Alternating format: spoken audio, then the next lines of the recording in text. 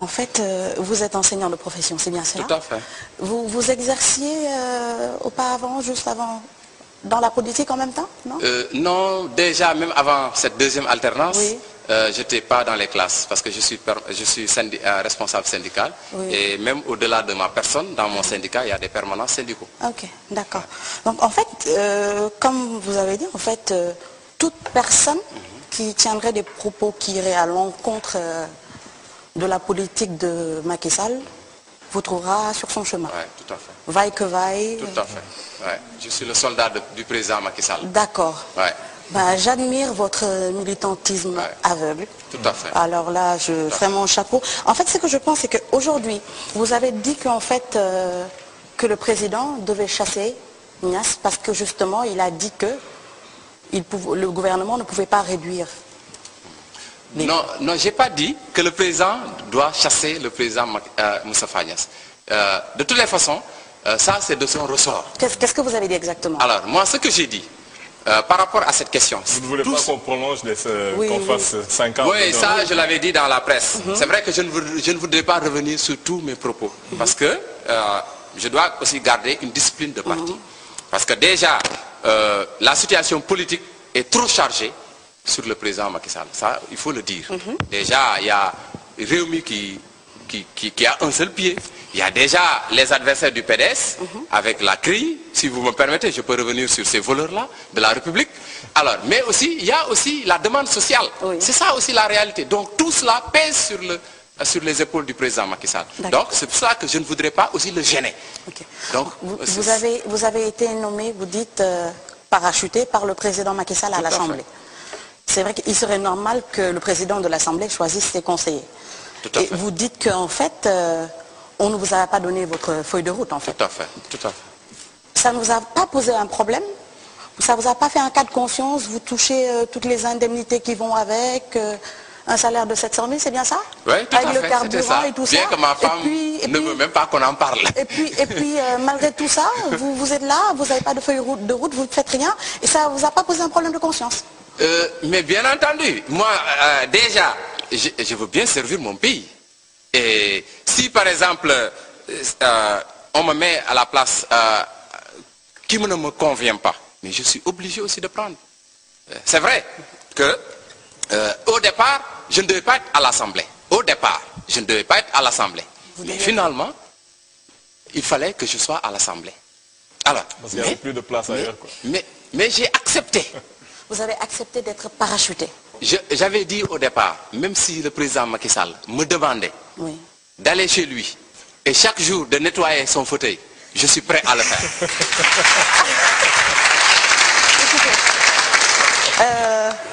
En fait, moi je pense qu'aujourd'hui, ce dont le président Macky Sall a besoin, c'est des critiques. Les critiques ne sont pas toujours négatives. Tout à fait. Elles peuvent être objectives, constructives. Tout à fait. Mais si on est ensemble, ces critiques-là doivent se passer à l'intérieur. Vous pensez que moi, mais à l'Assemblée, je ne dis pas ce que je pense au président Macky Sall, face to face? Vous pensez cela avec tout le courage que je vous ai montré depuis le début? Non, mais monsieur, vous dites que vous allez le défendre vaille que vaille, coûte que coûte. Non, je vous dis... Vous êtes son soldat, comme vous dites. Mais son soldat ne veut pas dire... Vous êtes son baïfal, c'est ça? Bien entendu. Que les baïfals m'excusent. Employez tout ce que vous voulez. Qui attaque le président Macky Sall publiquement, il me verra face à lui. Ça, c'est clair. Mais cela... Ça me rappelle quelqu'un, Non, mais, en fait, c'est clair. Cela ne m'empêche pas, en intimité, de lui dire ce que je pense d'une situation. Permettez-moi d'en douter. Permettez-moi d'en douter parce que, vu la manière, le militantisme aveugle, encore une fois, des fois même, je le fais je suis désolé, monsieur, je suis désolé. Des fois même, je le fais publiquement. Parce que, par exemple, si le président Macky Sall, quand il venait présider... quand il venait présider le séminaire des enseignants de la paix, le Conseil national, mais il avait dit qu'il n'était pas au courant, que les enseignants n'étaient pas encore payés. Alors, et je lui ai rappelé publiquement, vous me permettez la publicité, les journalistes de l'Obs m'ont appelé. Mais j'ai dit, le président Macky Sall, peut-être ne savait pas, mais il a peut-être oublié. Parce que moi, j'ai fait la prison à cause des problèmes de salaire des enseignants.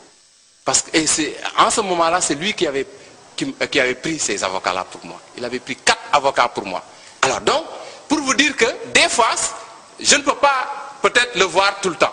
Parce qu'il a d'autres charges et il a aussi d'autres rendez-vous. Il ne peut pas me recevoir tout le temps. Bien que je suis un militant, un responsable de l'APR. Mais des fois aussi, si l'occasion m'est donnée, je peux dire certaines choses publiquement. Quel est votre rôle aujourd'hui au sein de l'APR? Un rôle constructif, s'il vous plaît. Déjà, je suis le coordonnateur national adjoint du réseau des enseignants de l'APR. Mais vous n'enseignez pas? Non, je n'enseigne pas. Mais cela ne m'empêche pas. D'accord, oui. Dès que vous êtes syndicaliste, vous n'enseignez plus. Non, j'ai déjà enseigné plus de 15 ans. J'ai l'air jeune, mais c'est vrai que j'ai débuté trop tôt. Mais j'ai déjà enseigné plus de 15 ans. Alors, j'ai tous mes diplômes professionnels. Des fois même, on me lance des pics au niveau de Facebook ou bien du net pour dire que allez faire vos diplômes. J'ai tous mes diplômes professionnels que l'enseignant doit avoir. Pourquoi je vous pose cette question? C'est parce que justement, je suis d'autant plus choquée. Vous êtes enseignant, vous avez enseigné pendant 15 ans. Et vous osez tenir des propos comme ça pour quelqu'un qui est censé transmettre les connaissances aux jeunes qui sont l'avenir de ce pays. Mais je suis désolé, monsieur. Mais quel propos j'ai tenu? Mais vous dites que vous allez défendre le président coûte que coûte, vaille que vaille, vous êtes un militaire. Mais qu'est-ce que j'ai enduré pour que le président Macky Sall accède au pouvoir? Oui, mais vous avez été parachuté, vous avez eu 700 000 du carburant et tout ça. Enduré. Personne à la paix, personne, je le dis. Personne à la paix n'est plus méritant que moi. Donc aujourd'hui, vous celui dites que... qui est ministre jusqu'au DG ou autre, personne, donc je vous dis, n'est plus méritant que moi. Vous dites que le gouvernement va pouvoir justement réduire le coût des denrées et tout ça. Vous êtes bien passé pour le dire, parce que vous avez un salaire de 700 000, beaucoup de Sénégalais n'en ont pas. Donc vous ne pouvez pas ressentir le coût de la vie. Mais ce salaire de 700 000 ne m'aime pas. Je pouvais avoir plus et je mérite même plus. Oui, vous avez les indemnités. Parce que ceux qui sont ministres aujourd'hui ne sont pas plus méritants que moi. Ceux qui sont députés, ceux qui sont directeurs généraux ou PCA ne sont pas plus méritants que moi. Qu'est-ce qui fait le mérite? Voilà. Qu'est-ce qui fait le mérite? Non, il n'y a pas le diplôme. Qu'est-ce qui fait le mérite? Il n'y a pas le diplôme. Un ministre, mais tu peux être instituteur. Farba Senghor, quel diplôme il avait pour être ministre? Et il était ministre sous...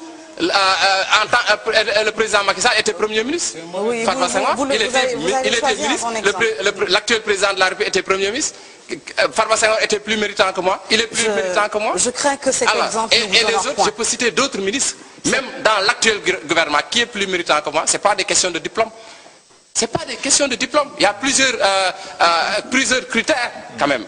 Il y a plusieurs critères. C'est ça la réalité. Maintenant, la question... c'est l'avenir de Benno Bokk Yakaar. Nous devons sauvegarder cette coalition. Les alliés doivent accompagner le président Macky Sall loyalement. C'est ça la réalité. Mais souffler le chaud et le froid, peut-être ne pas prendre certains engagements parce que demain vous allez quitter, ça c'est pas sincère. Si vous êtes avec quelqu'un, il faut être loyal envers ce quelqu'un-là. C'est ça la réalité. Voilà, Suzanne, vous êtes...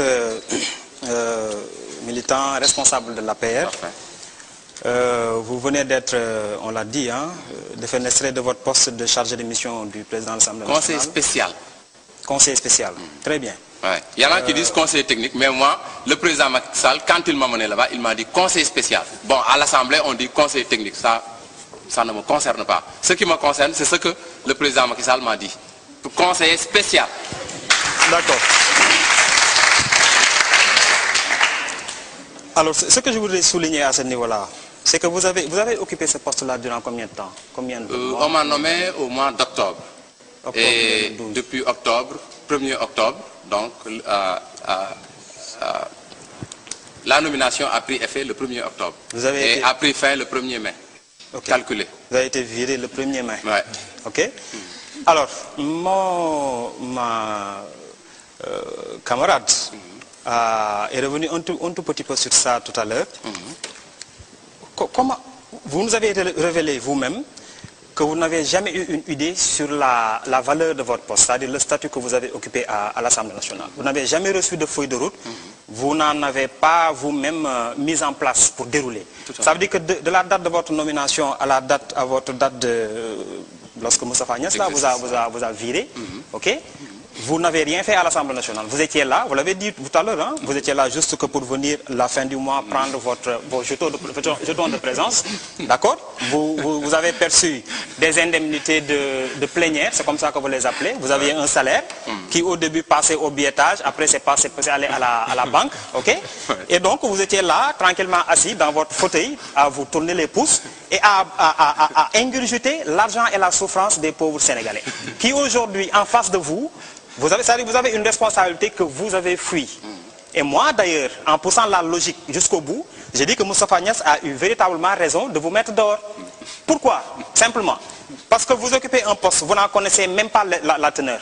Vous n'avez pas travaillé en fait. Vous n'avez absolument fourni aucun effort, quoi que cela puisse, n'est-ce pas, donc être. Vous avez perçu votre salaire tranquillement durant plusieurs mois. Et lorsque ces Sénégalais-là ont, n'est-ce pas, donc soulevé un bruit, comme ça, effectivement, même si vous l'appelez réduction, le coût de la vie les étranglait, qu'ils ne survivaient plus, qu'ils ne vivaient plus, mais qu'ils survivent, ok? Et que, véritablement, que ça a été relayé par le président national lui-même, en tant que deuxième personnalité de l'État, parce qu'il faudrait aussi qu'on recadre le problème des institutions dans notre pays. Alors, je pense qu'il y a véritablement un débat de fond qui se pose à ce niveau-là, et vous l'avez révélé par vous-même, c'est l'immixtion de l'exécutif, mais sur le législatif. Comment se fait-il que Moustapha Niasse ait été promu? Oui, parce que ça a commencé par ça, du moment que nous savons tous, effectivement, comment le vote au niveau de l'Assemblée nationale et l'élection au perchoir s'est déroulé dans votre fameuse coalition.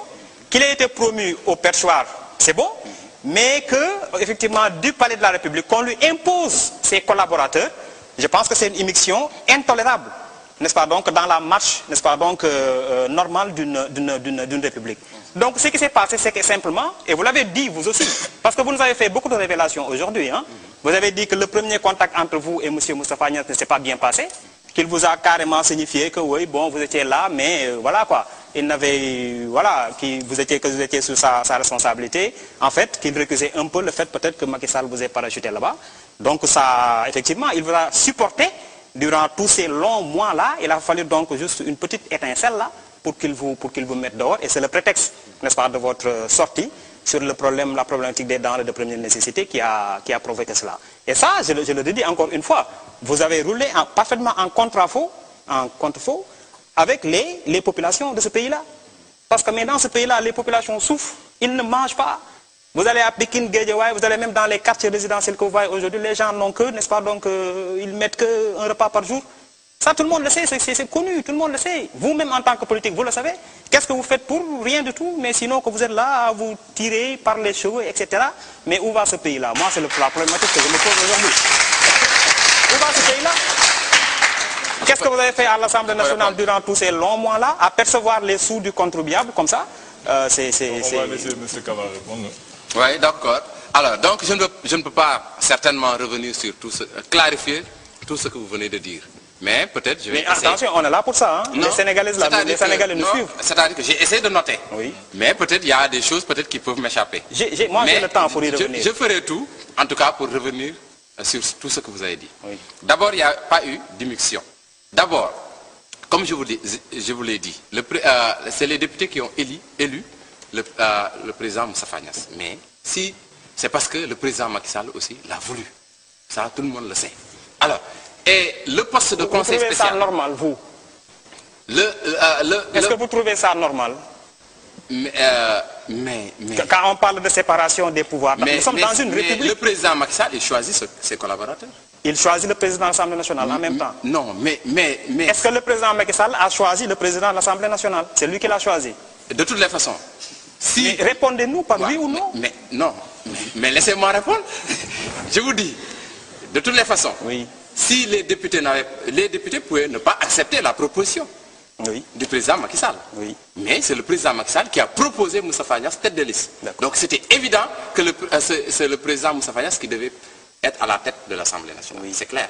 Mais si les députés ne l'avaient pas accepté, le président Macky Sall ne pouvait pas continuer à leur tordre le bras. Ça c'est clair. Maintenant, il y a des postes disponible au niveau de l'Assemblée nationale. On se rappelle qu'il a renvoyé également votre Monsieur Cicelo, parce qu'il voulait du perchoir lui également. Tout à fait. Voilà. Et finalement, Cicelo aussi est rentré dans les rangs. Il n'y a pas de problème. Alors, le président Moustapha Niasse a mis, en tant que président de l'Assemblée nationale, a mis à la disposition du président Macky Sall un conseil spécial ou 2 conseils spéciaux. Je n'étais même pas seul là-bas à la paire, mais je suis arrivé le premier. L'autre, il est venu 5 mois après moi ou 4 mois après. Alors, donc il y a aussi d'autres postes, même il y a des commis, il y a des chargés de mission et autres. Mais c'est ça l'amabilité. C'est normal que le président Moustapha Niasse, au lieu de caser partout au niveau de l'Assemblée ses propres hommes, mais aussi... C'est le partage du gâteau, quoi, en fait. C'est pas l'amabilité. Si vous voulez l'appeler ainsi, il n'y a pas de problème. Mais l'essentiel est que l'APR peut-être a eu un poste de conseil spécial à l'Assemblée nationale et le président Macky Sall a pensé à ma personne. C'est ça la réalité. Alors, maintenant... Il vous a confié à Moustapha Niasse, quoi. Le président Macky Sall m'a demandé d'aller à l'Assemblée nationale. Okay. Alors, et ensuite, il y a d'autres teneurs aussi dans son discours, mais je ne suis pas obligé, Mais Moustapha Niasse ne voulait pas de vous pas le droit depuis le début. Dire tout ce qu'il m'a dit quand il me demandait d'aller à l'Assemblée nationale. Bon, mais, on se résume sur cette question-là, il n'y a pas de problème. Je vais vous dire, le président Macky Sall, je ne suis pas allé à l'Assemblée. Il vous a confié à Moustapha Niasse. Ouais. Il vous a confié au président de l'Assemblée nationale, qui depuis le début n'a pas voulu de vous, et qui vous a supporté tant bien que mal, et arriva un bon prétexte pour vous mettre dehors, il l'a fait. On peut se résumer comme ça. Il n'a pas voulu de moi. Mais moi, déjà, dès le premier contact, je n'en voulais plus. Oui. Oui, je ne voulais plus rester là-bas. Dès le premier contact, ça c'est clair. Et tout le monde le sait. Tous ceux qui sont avec moi au niveau de la paire, ils savent que je ne voulais pas rester là-bas. Et ça, je l'avais déjà signifié au président Macky Sall. D'accord. Le prétexte de votre... Alors, mais je voulais vous dire aussi, à l'Assemblée, je n'étais pas là-bas pour ne rien faire. Effectivement, il m'arrivait... On vous a écouté, hein? Non, il m'arrivait d'assister au plénière. Très bien. Au plénière. Très bien. Bien que la plénière, il y avait une subvention, mais je n'ai jamais reçu une subvention de la plénière. Et pourtant, j'assistais à la plénière. Très bien. Alors, on va essayer d'avancer un petit peu. Vous avez tenu des propos que le président de l'Assemblée nationale a trouvé certainement discourtois, il vous a renvoyé. Mais les mêmes propos que lui a tenus, d'accord, en disant que le pouvoir ne pouvait pratiquement pas impacter sur le prix des denrées de première nécessité, ces mêmes propos ont été tenus par le Premier ministre Abdoul Mbaye. D'accord? Vous... Et qu'est-ce que vous avez vu dans l'Observateur? Oui, mais... je ne le dis pas, c'est l'Observateur qui le dit. Le président est fâché contre Moustapha Niasse et Abdoul Mbaye. Vous, ça vous a coûté votre poste. Quelle sera la conséquence pour le Premier ministre? Aujourd'hui aussi, Ousmane Tanor Dieng a dit la même chose que ce que j'ai dit. Que le gouvernement ne doit pas montrer qu'il ne peut pas. Il ne doit pas montrer. Est-ce que ça veut dire que le gouvernement doit continuer... Il doit toujours essayer de trouver les solutions. Est-ce que ça veut dire que le gouvernement doit continuer à camoufler, à jouer au cachotier, à tromper? D'accord? Ce peuple-là, c'est-à-dire à ne pas lui dire la vérité tout en sachant qu'il ne peut pas, justement. Parce que lorsque la deuxième personnalité de l'État fait des révélations de ce niveau, lorsque le Premier ministre lui-même, bras séculier du président de la République, fait, n'est-ce pas, donc des révélations similaires, mais quand reste-t-il? Quel ministère s'occupe de la baisse des prix? C'est pas le ministère du Commerce? Oui, mais c'est Abdoul Mbaye son chef. Non, je vous dis que c'est pas le ministère du Commerce qui est à la tête du ministère du Commerce. C'est connu. Alors, c'est ça la réalité. Donc, moi je vous dis en tant que politique, toi tu sais, vous savez pertinemment que si aujourd'hui le gouvernement de Macky Sall ou bien le président Macky Sall s'adresser aux populations pour leur dire je ne peux rien faire par rapport au prix des denrées. Il n'ose pas le faire. Vous allez lui demander de dégager. C'est ça. Il n'ose pas, il n'osera jamais. Maintenant, il n'ose pas parce qu'il est persuadé qu'il peut trouver des solutions. Et en 2017, si d'ici 2017, il n'arrive pas à satisfaire les populations, mais il n'y a pas de problème.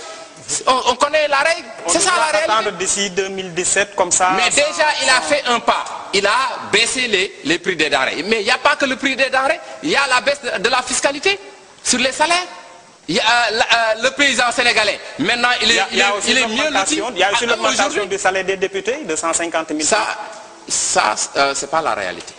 Ah bon? Ça, c'est pas la réalité. C'est la presse qui en parle, mais ça... Le salaire de certains directeurs généraux aussi.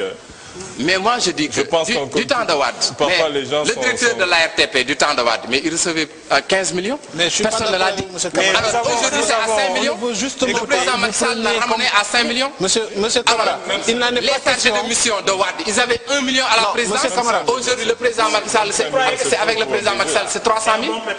Voilà. Mais Monsieur Camara, vous ne pensez pas que Wade a été démis simplement parce que voilà, les populations n'en veulent regardez l'écart. Est-ce qu'on doit continuer dans ce pays-là? 1 million 300 000. Est-ce qu'on doit continuer dans ce pays? 300 000, de 15 millions à 5 millions. Regardez l'écart. Est-ce qu'on doit continuer dans ce pays-là? Régime par régime. La part minimum, c'était 5 millions du temps de Wade. Mais aujourd'hui, avec le président Macky Sall, c'est 2 millions. C'est ça la réalité. Tout à l'heure, au début, vous avez dit que les Sénégalais ont nommé le président Macky Sall pour abréger les souffrances des Sénégalais. C'est bien ça? Donc on peut se préparer parce qu'on a un pied dans la tombe. Alors. De le faire comme le on a déjà un pied dans la tombe en fait. Vous allez nous abréger. Comment? Vous allez tuer les Sénégalais en abrégeant les souffrances. Le choix de votre terme est très éloquent. Ils veulent abréger les souffrances des Sénégalais. Donc on peut se préparer parce qu'on a déjà un pied dans la tombe. Non, du tout. Mais du tout. Le président Macky Sall... Vous pouvez prendre comme référence l'exemple du PDS. Parce que si vous êtes là aujourd'hui, c'est parce que quelque part... Mais le PDS se compare à nous. Vous ne les écoutez pas parler. Ils se comparent toujours à nous. Wade avait fait ceci ou cela. Mais pourquoi vous n'essayez pas... Mais nous aussi, on est obligés. Mais non. Essayez de vous comparer... C'est nos adversaires d'en face. Essayez de vous comparer à des modèles plus vertueux. Mais quoi? Mais il y avait le PS et le PDS, c'est ça. Quand on entendait le discours, c'était qu'il fallait qu'il y ait une rupture par rapport à la façon... Mais il y a déjà rupture. Ce que vous êtes en train de nous dire, c'est qu'il existe des postes politiques au sein de l'Assemblée qui sont... Mais il y en a toujours eu, des postes politiques. C'est cette rupture-là qu'on voulait. Mais des postes politiques, il y en a. Mais ça n'empêche pas, ça ne vous empêche pas de travailler. Moi, je vous l'ai dit tout à l'heure, mon poste peut-être est peut-être vu un peu comme un poste politique. Mais ça ne m'a pas, ça ne devait pas m'empêcher de travailler. On ne m'a pas mis on ne m'a pas donné la possibilité de travailler. C'est tout.